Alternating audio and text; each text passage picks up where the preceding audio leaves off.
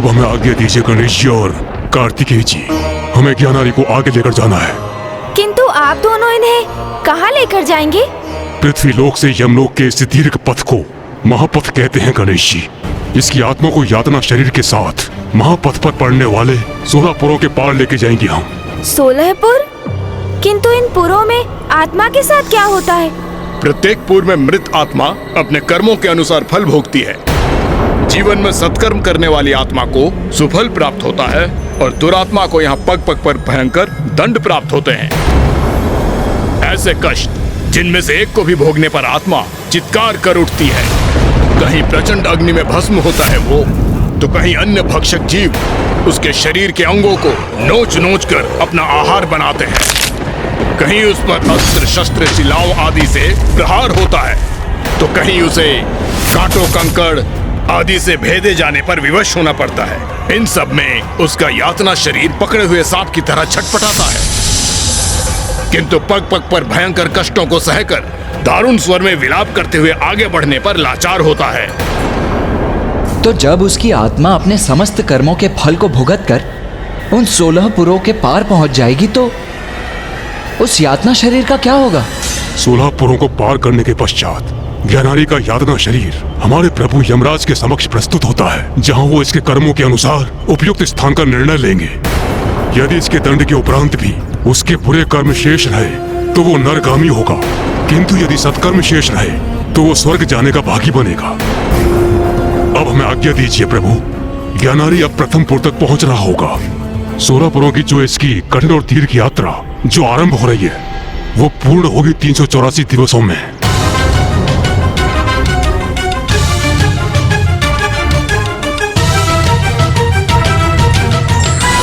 384 दिवस? इतनी दीर्घ यात्रा? किंतु मैंने तो माँ को वचन दिया था कि मैं शीघ्र अतिशीघ्र लौटूंगा। भैया, आपको तो ज्ञात ही है, हम ज्ञानारी जी को शीघ्र मुक्ति दिलाने का प्रयास करेंगे, जिससे शीघ्र यहाँ आकर आपको एवं पिताश्री को मिलाने का प्रयास कर सके। माँ, ऋषि जगश्व भी मरणासन अवस्था में है, माँ अकेली है। हमें पिताश्री को भी काशी लौटाने का कोई उपाय ढूंढना है, किंतु यहाँ भी ज्ञानारी और सुबोध के भले के लिए ज्ञानारी जी को दिए वचन से बंध गया हूँ मैं। उनकी यात्रा संपन्न होने तक यहीं रहना होगा मुझे। अब इस दुविधा को कैसे सुलझाऊं मैं? यहाँ भी कैसे रहूं और काशी लौटकर माँ को दिया वचन कैसे पूर्ण करूं मैं? ओम नमः शिवाय, ओम नमः शिवाय, ओम नमः शिवाय, ओम नमः शिवाय। ईश्वर, प्रभु शीघ्र ही लौटते होंगे। ओम नमः शिवाय। स्वामी, पुत्र गणेश और कार्तिकेय शीघ्र यहाँ लौटेंगे और फिर वो आपके अंश को यहाँ मुझ तक लाने का कोई उपाय अवश्य ढूंढ लेंगे।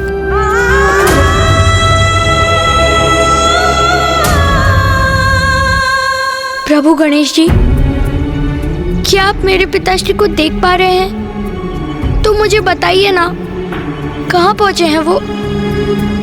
अवश्य सुबोध।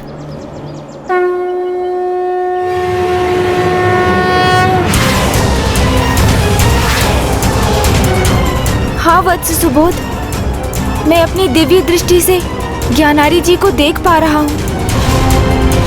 वो एक अनंत अंधकार की गहराई में गिरते चले जा रहे हैं। नहीं, नहीं, नहीं!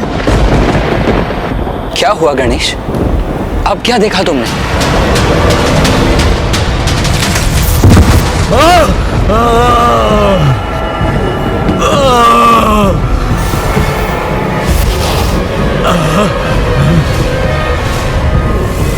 उठो, अभी तुम्हें महापथ पर यमलोक की ओर आगे बढ़ना प्रारंभ करना है।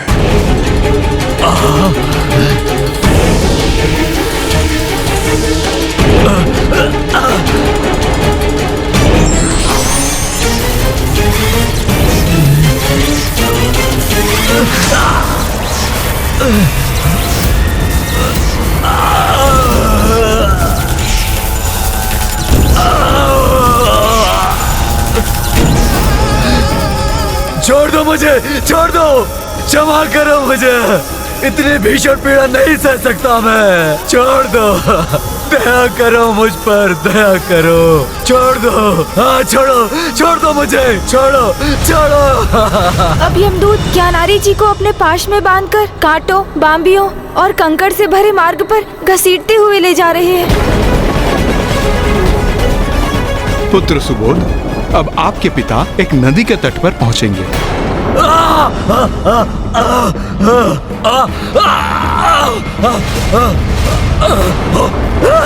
अब हम पुष्पभद्रा नदी के तट पर हैं।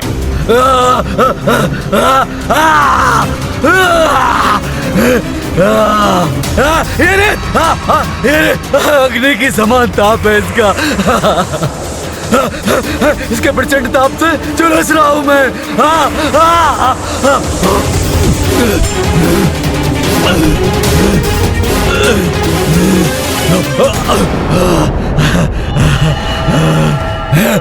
जल, जल, जल,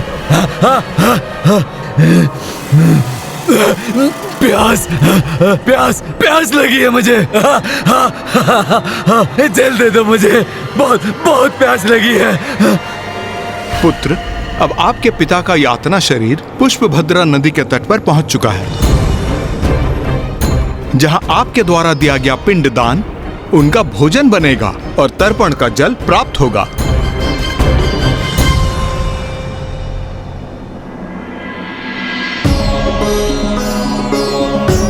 इदं पिंडम ते मया दीयन्ते तो प्रतिष्ठन्ताम्।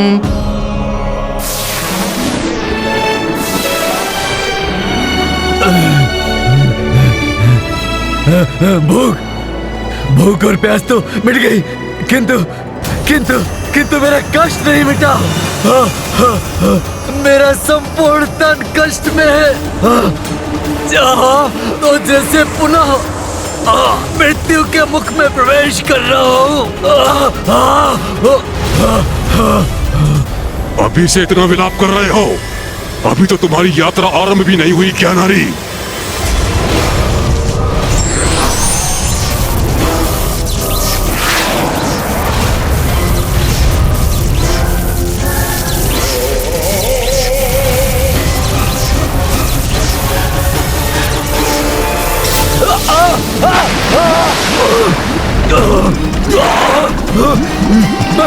मैं डूब रहा हूँ। ये जल तो अपने ताप से प्रताड़ित कर रहा है मुझे।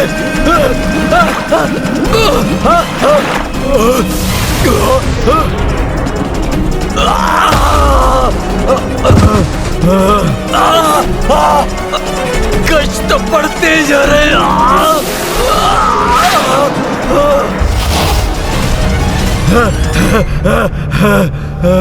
क्षमा करो मुझे, दया करो मुझ पर।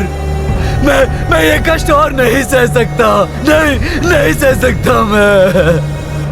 ये यमपुर है, महापथ पर पड़ने वाला पहला पुर, जहाँ उन आत्माओं को दंड दिया जाता है जिन्होंने अपने जीवन काल में अपने माता पिता का अपमान किया हो। नहीं, मैंने अपने माता पिता का कभी अपमान नहीं किया था, कभी नहीं किया था।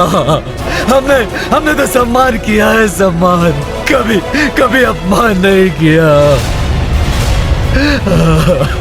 ज्ञानारी जी, यमदूतों से असत्य वचन कहना व्यर्थ है, उनसे आपका कोई सत्य छिपा नहीं। क्या हुआ प्रभु गणेश जी? मेरे पिता कुशल तो है ना? नहीं वत्स सुबोध, अब वो याम्यपुर पहुंच गए हैं, जहां उन्हें अपने एक पाप का भीषण दंड प्राप्त होगा।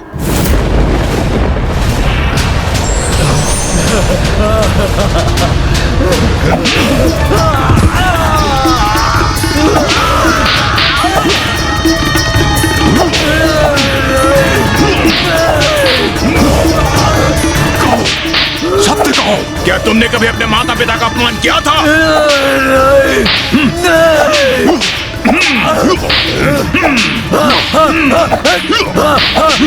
किया था। बहुत बुरा पुत्र था मैं। जब बाल्यावस्था में था, अपने पिता का अपमान और तिरस्कार करने का अपराध किया था मैंने। मुझसे भूल हो गई। मुझे क्षमा करो मुझे। और कोई अपराध और कोई पाप नहीं किया मैंने। तो क्या आप दोनों मुझे यमराज के समक्ष प्रस्तुत करेंगे?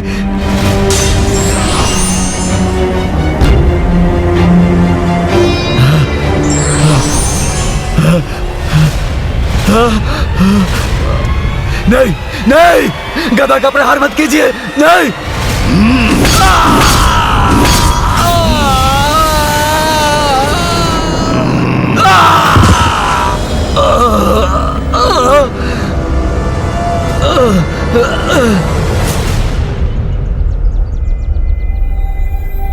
गणेश, आप क्या अपनी दिव्य दृष्टि से तुम कुछ देख पा रहे हो?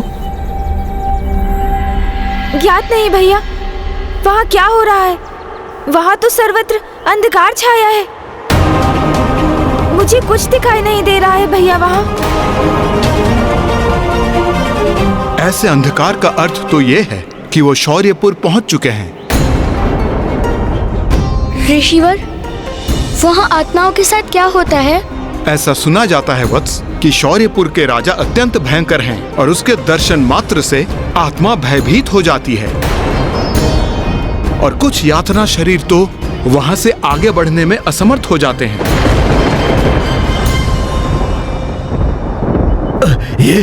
ये कहाँ आ गया मैं? यहाँ तो सर्वत्र अंधकार ही अंधकार है।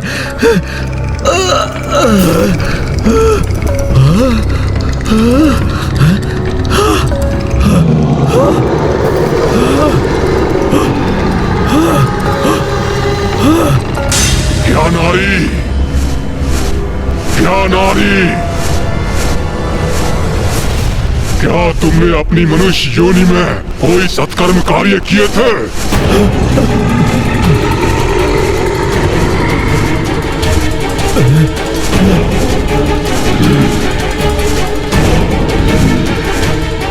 हत्या का महापाप किया है तुमने। धर्म कर्म में लीन ऋषि मुनियों की हत्या की है तुमने। शौर्यपुरी में अब तुम्हारे इस महाअपराध का दंड प्राप्त होगा। तुम्हें तो अब मेरी भीषण अग्नि का प्रकोप सहना पड़ेगा।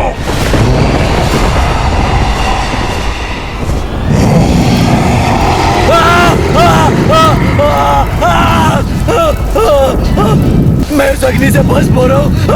क्षमा करो मुझे, क्षमा करो, क्षमा करो। मैंने अपने जीवन में इतने दुष्कर्म क्यों किए?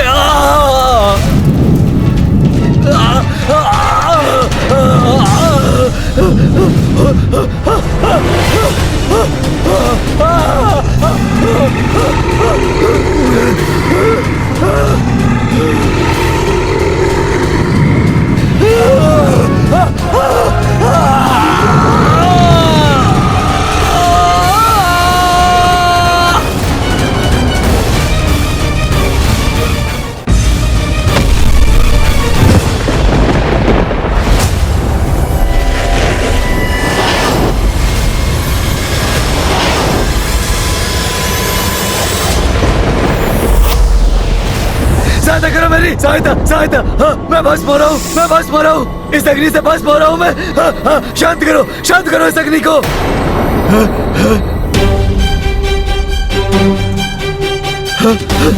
अग्नि तो शांत हो गई, किंतु उसका कष्ट और पीड़ा अभी भी हो रही है मुझे।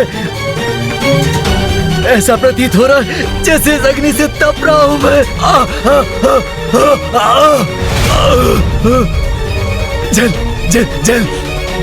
जल दो मुझे बहुत प्यास लगी है। चार देवंग रागण गुणगण विशेषण इदम विशिष्टायाम स्वपुण्यतिदो इदम पिंडम ते मया दियन्ते तो प्रतिष्ठन्ताम।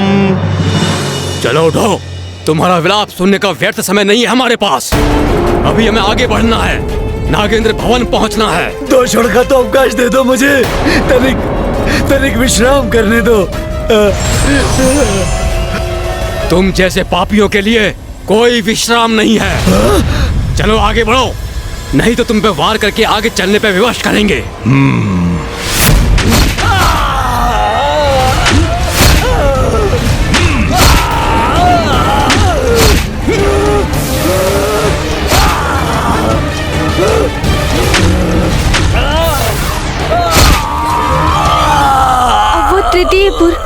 नागेंद्र भवन पहुंच गए हैं, जहां ज्ञानारी जी को अपने जीवन काल में कोई भी यज्ञ ना करने का दंड प्राप्त हो रहा है।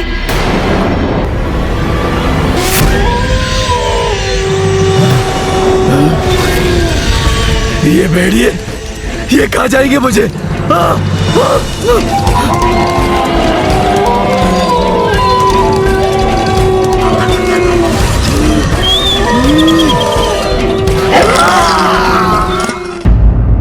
अब वो चतुर्थपुर गंधर्व नगर पहुंच गए हैं, जहां ज्ञानारी जी ईश्वर की पूजा में अवरोध उत्पन्न करने के लिए दंडित हो रहे हैं।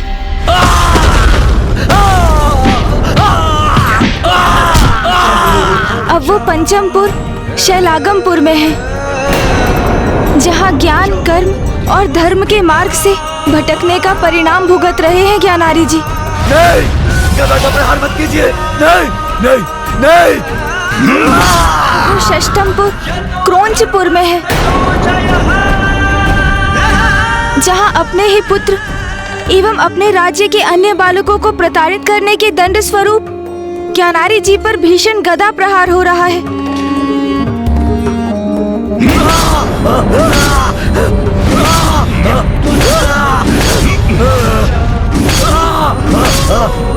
अब वो सप्तमपुर क्रूरपुर को पार कर 8वें पुर विचित्र भवन में है, जहां ज्ञानारी जी को तपते कोयले के अंगार पर स्थित होकर स्त्रियों के अपमान का दंड भोगना पड़ रहा है।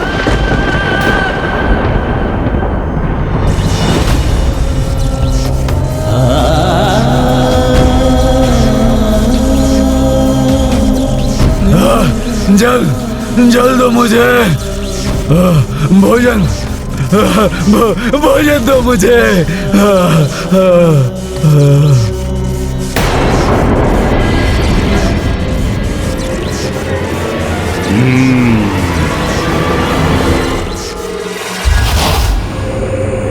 जल, जल दो मुझे। भोजन, भोजन दो मुझे। मुझे बहुत प्यास लगी है, जल दो मुझे। हम वैतरणी नदी के तट पर पहुंच चुके हैं।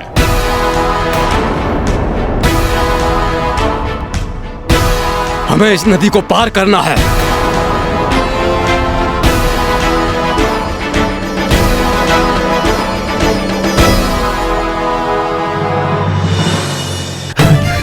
मेरे कष्टों में कुछ तो विराम होगा। अब इस नदी को पार करते समय मैं इस नौका पर तनिक विश्राम तो कर सकूंगा।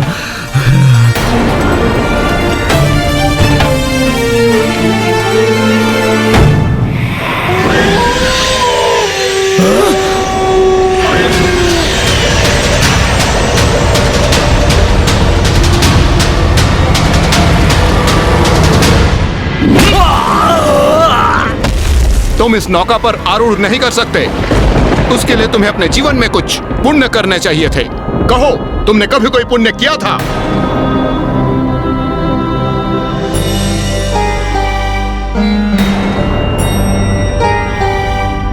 प्रणाम।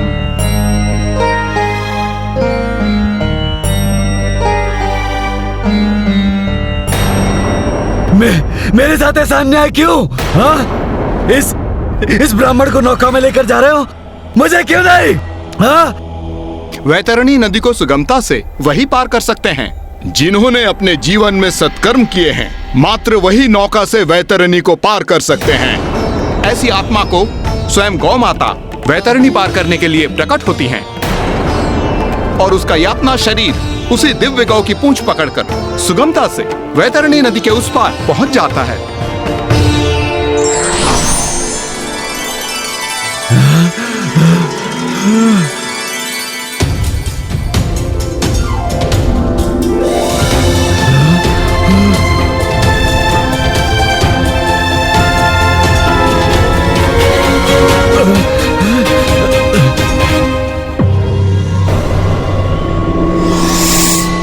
क्या तुमने अपनी जीवन में कभी सत्कर्म या गोदान का पुण्य कमाया है?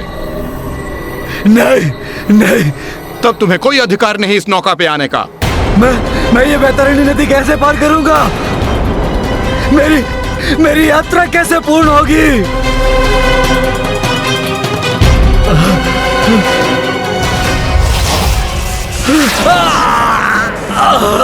वैतरणी नदी तो तुम्हें पार करनी होगी, किंतु नौका पर नहीं।